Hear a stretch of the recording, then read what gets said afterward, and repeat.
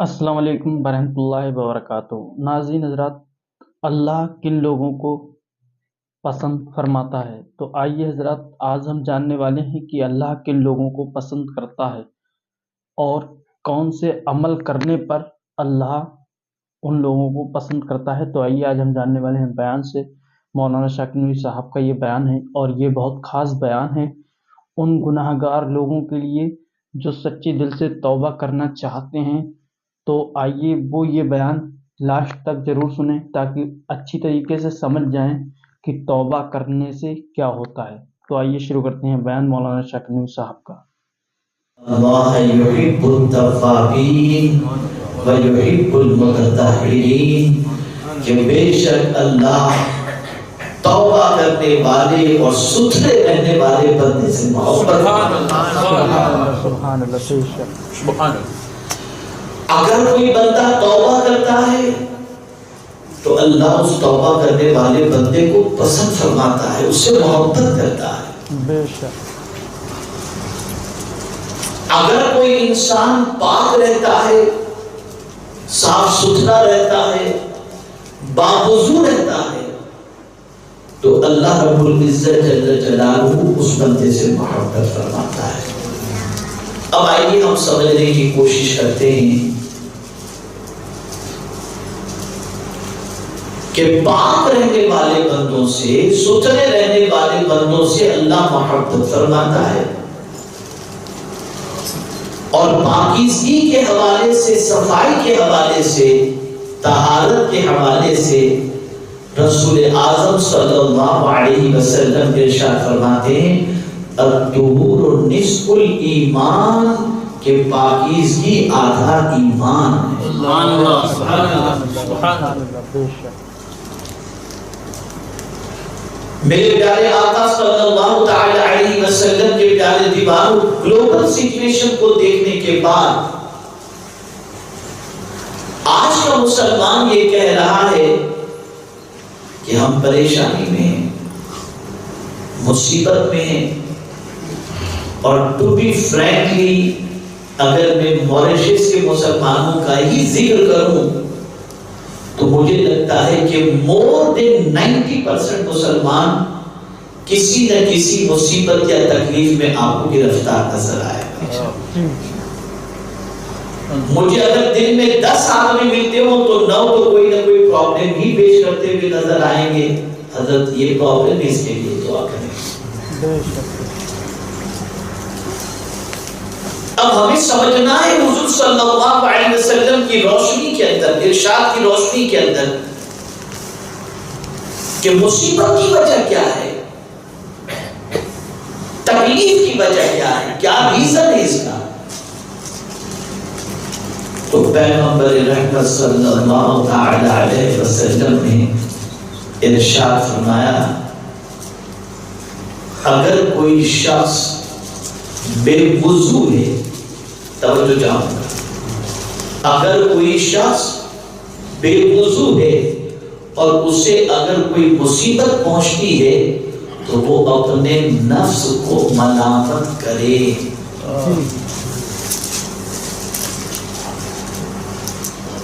اگر ہماری زندگی ناپاکی میں گزر رہی ہے، بے وضو گزر رہی ہے، تو کوئی نہ کوئی تکلیف آ کر کے ہم کو رہے گی، کوئی نہ کوئی مصیبت آ کر کے رہے گی۔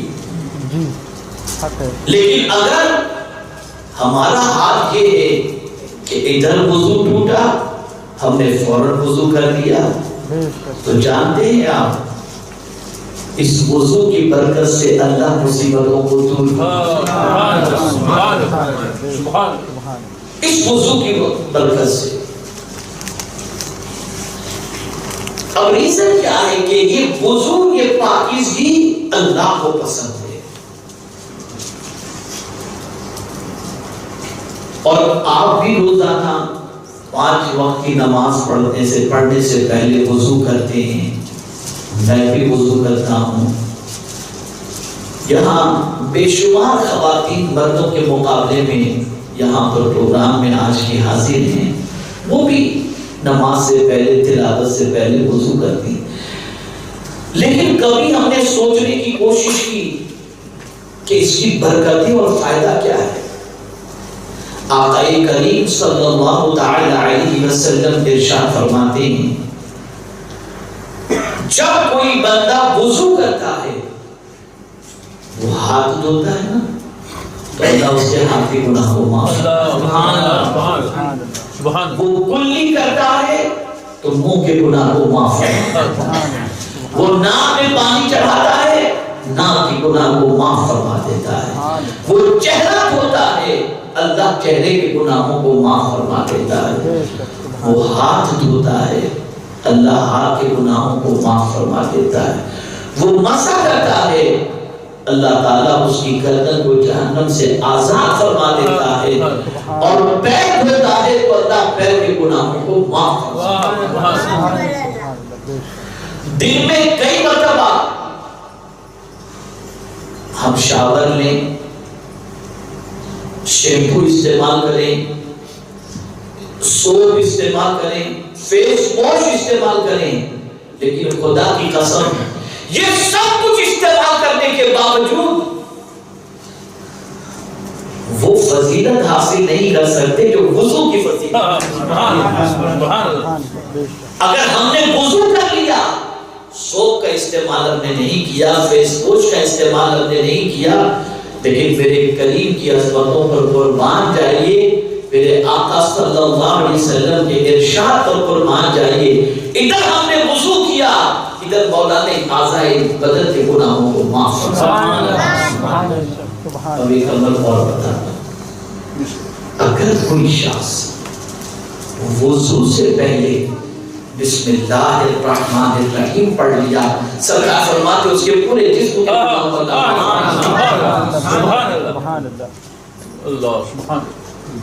اب میں آپ سے ایک سوال پوچھنا چاہتا ہوں کہ وضو کرنے میں وقت کتنا لگتا ہے اور وضو سے پہلے بسم اللہ شریف پڑھنے میں وقت کتنا لگتا ہے، لیکن اگر ہم پڑھ لیتے ہیں تو اللہ ہمارے پورے جسم کے گناہوں کو معاف فرما دیتا ہے، معاف فرما دیتا ہے۔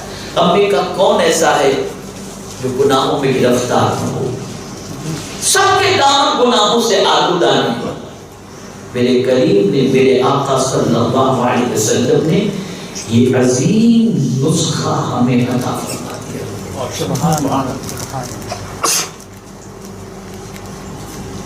اور وضو کو یہ تصور نہ کرنا کہ یہ وضو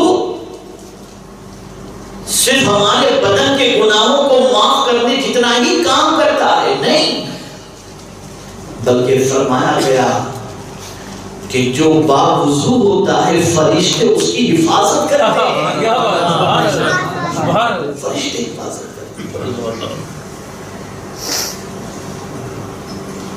اور ایک فضیلت میں آپ کے سامنے عرض کرتا ہوں، ایک صحابی آقا کریم صلی اللہ علیہ وسلم کی بارگاہ میں حاضر آئے اور عرض گزار ہوئے، یا رسول اللہ صلی اللہ علیہ وسلم دعا فرمائیں اللہ مجھے شہادت کی موت نصیب فرمائے۔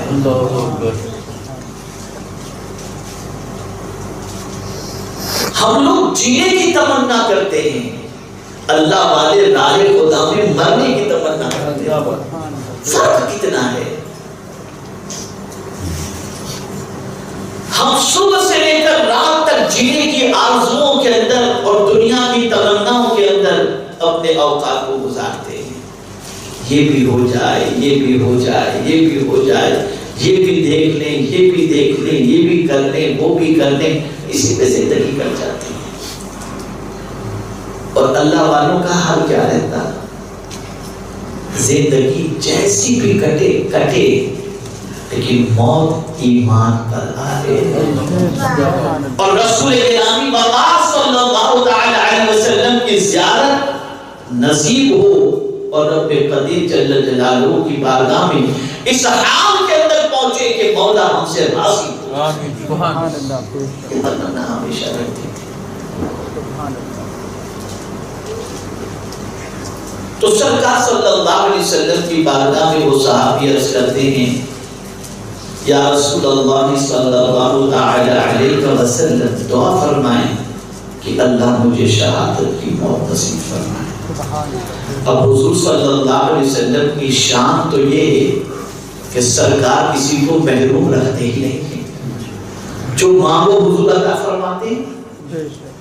اب چونکہ جو صحابی حضور صلی اللہ علیہ وسلم سے شہادت کی موت کے حوالے سے دعا کی گزارش کیے تھے، وہ صحابی کی عمر زیادہ تھی، میدان جنگ میں جا کے لڑنے کی طاقت نہیں تھی ان کے اندر، اتنی ایج نہیں تھی، لیکن اب شہادت کی موت کی تمنا تھی۔ تو سرکار صلی اللہ علیہ وسلم نے فرمایا میرے صحابی رات کو جب سویا کرو نا تو وضو کر کے،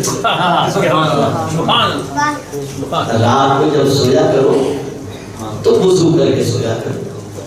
ایک رات وضو کر کے سوئے اور سوتے ہی رہ گئے، روح نکل گئی، مثال ہو گئے، انتقال ہو گیا ان کا۔ میرے آقا صلی اللہ علیہ وسلم نے فرمایا جس کسی کا انتقال وضو کی حالت میں ہو اللہ اسے شہادت کا وضو کی حالت میں بندہ مرے تو شہادت کا مرتبہ نصیب ہوتا ہے۔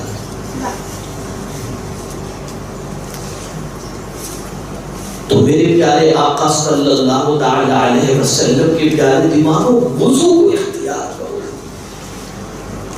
اللہ والے ہمیشہ وضو رہتے، ادھر وضو ٹوٹا ادھر انہوں نے وضو کر لیا، ہمیشہ وضو رہنے کی کوشش کرتے تھے۔ ہم لوگوں کا حال یہ یار ہاتھ دھوئیں گے، ارے یار ابھی پورا کہاں، چھوڑو بعد میں دیکھا جائے گا، نہیں۔ میں آگے آپ کو وضو کی فضیلت بتاتا ہوں۔ یہ سستی نے ہم کو مار ڈالا ہے، یہ جو گناہ کی طرف قدم بڑھ جاتے ہیں، یہ بد کرداری کی طرف قدم بڑھ جاتے ہیں، یہ قرآن پڑھنے کو جی نہیں چاہتا، درود شریف پڑھنے کو جی نہیں چاہتا، دینی محافل میں بیٹھنے کا جی نہیں چاہتا۔ وجہ کیا ہے؟ یہ بے وضو رہنے کی عادت ہے۔ بلکہ ایسے بہت سارے ظالم نوجوان لڑکے ملیں گے کہ نماز کے وقت ان مسلمان لڑکوں سے کہو کہ بھیا نماز پڑھ لو تو کہتے ہیں ہم ناپاک ہیں، مسلمان اور ناپاک۔ فلاں جگہ گئے تھے استنجا کے لیے، پانی نہیں تھا، کوئی کھڑے کھڑے استنجا کر رہا ہے، کوئی کس طریقے سے، کوئی کس طریقے سے، اور ناپاکی میں زندگی گزر رہی۔ تو میرے پیارے آقا صلی اللہ تعالی علیہ وسلم کے پیارے دیوانوں، وضو کو لازم پکڑ لو۔ ادھر وضو ٹوٹا فوراً وضو کا انتظام اہتمام کرنا، بڑی برکتیں اس کی۔ میرے پیارے آقا صلی اللہ تعالی علیہ وسلم کے پیارے دیوانوں، اور سنیں سیدنا ابو ہریرہ رضی اللہ تعالی عنہ سے روایت ہے کہ رحمت عالم صلی اللہ علیہ وسلم کے قبرستان میں تشریف لے گئے۔ قبرستان والوں کو سرکار صلی اللہ علیہ وسلم نے سلام کیا، السلام علیکم یا دار قوم مومنین، سلام پیش کیا۔ پھر فرمایا انشاءاللہ بکم لاحقون، ان قریب انشاءاللہ اللہ نے چاہا تو ہم تم سے مل جائیں گے۔ اور پھر سرکار صلی اللہ تعالی علیہ وسلم نے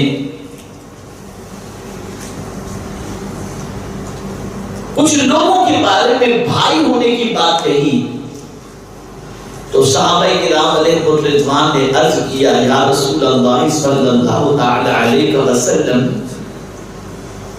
کیا ہم آپ کے بھائی ہیں؟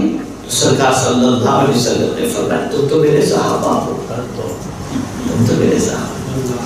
تو حضور آپ نے اپنا بھائی کس کو کہا؟ یاد رکھیں اس جملے کو جو میں عرض کرنے جا رہا ہوں، ہم کو یہ حق نہیں ہے کہ ہم حضور کو اپنا بھائی کہیں۔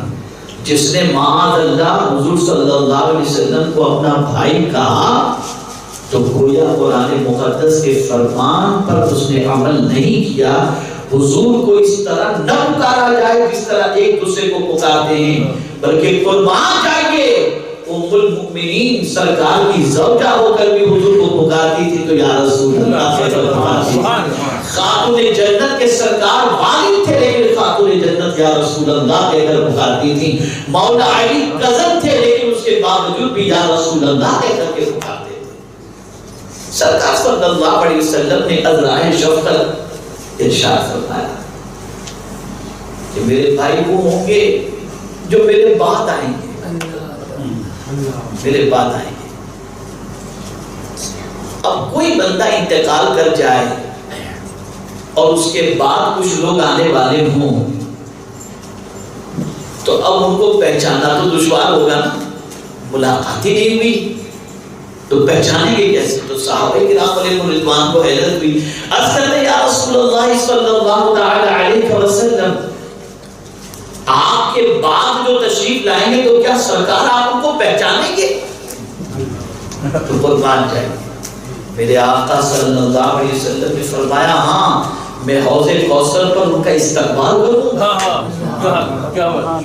تو صحابہ نے عرض کیا حضرت ابو ہریرہ رضی اللہ تعالی عنہ نے کہ یا رسول اللہ صلی اللہ تعالی علیہ وسلم ان کو کیسے پہچانیں گے کہ وہ آپ کے غلام ہیں، آپ کے ماننے والے اور آپ کے امتی ہیں؟ میرے آقا صلی اللہ علیہ وسلم نے فرمایا اگر چند گھوڑوں کے سر پر سفید داغ ہو تو کیا ان گھوڑوں کو پہچاننا مشکل ہوگا؟ صحابہ نے کہا نہیں.